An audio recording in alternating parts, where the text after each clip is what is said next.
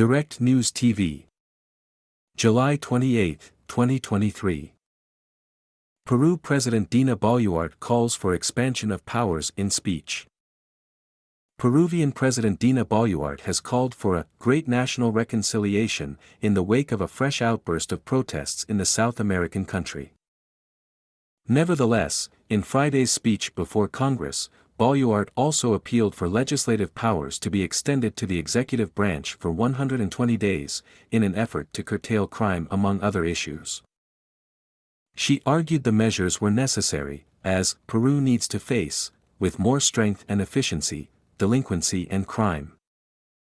We assumed the government in the midst of one of the worst political, social and climatological crises that our country has experienced, she told Congress as demonstrators faced tear gas outside on the streets of the capital Lima. Boluarte addressed the nation in a lengthy, 3-hour speech as she marked her first Independence Day holiday as president. Since taking office in December, her administration has faced intense protest, with calls for her resignation, the dissolution of Congress and early elections to be scheduled. In response, security forces have attempted to tamp down the demonstrations, in some cases using live ammunition.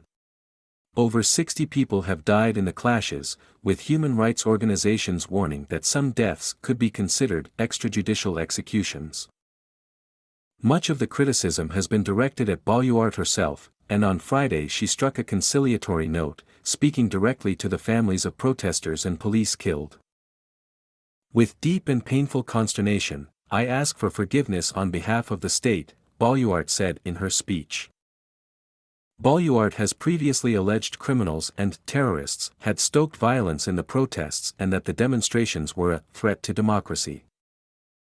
An unholy alliance. Journalist and historian Javier Farge told Al Jazeera that Congress will likely grant Boluarte the additional powers she requested, though they may augur further political repression.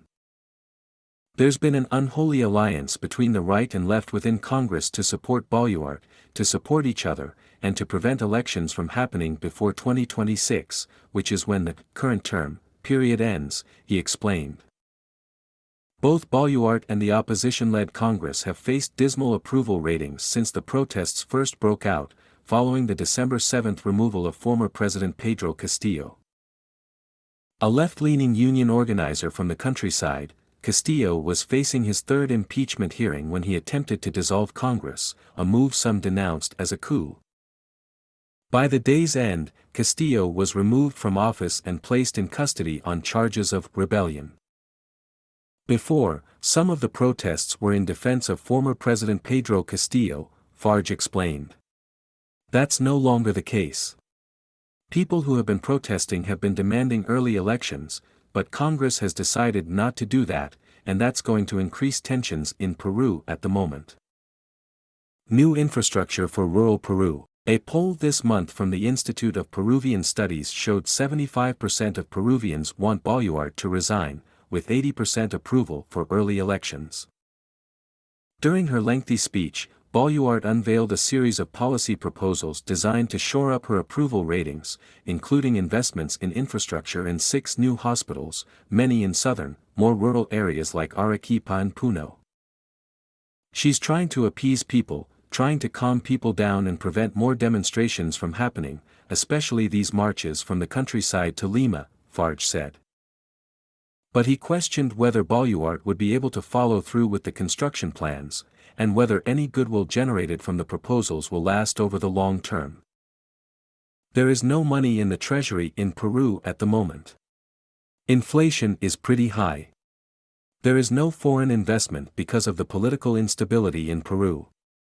So, it's going to be very difficult for her to find the money to build these hospitals. And that will make the situation even worse. Will that be enough to calm people down? A return to a bicameral Congress? One proposal that drew divided reactions concerned the future of Congress itself. Boluarte recommended Peru consider adding a second chamber to the legislative body, as it had in the past. Peru switched to a unicameral, or one-chamber, Congress in the 1990s when then-President Alberto Fujimori dissolved the existing opposition-led legislature in a controversial self-coup. The move allowed Fujimori to establish a new constitution and gain a majority of support in the newly established unicameral body. The current Congress consists of 130 members, each serving a 5-year term. The number of representatives assigned to a given region is determined by the population in the area. Under Boluarte's proposal, Peru would relaunch its Senate, elected from a single national district. The idea is to have a chamber of deputies with majorities in a proportional Senate, Boluarte said in her speech. Farge was skeptical that the switch to a bicameral legislature would generate political support.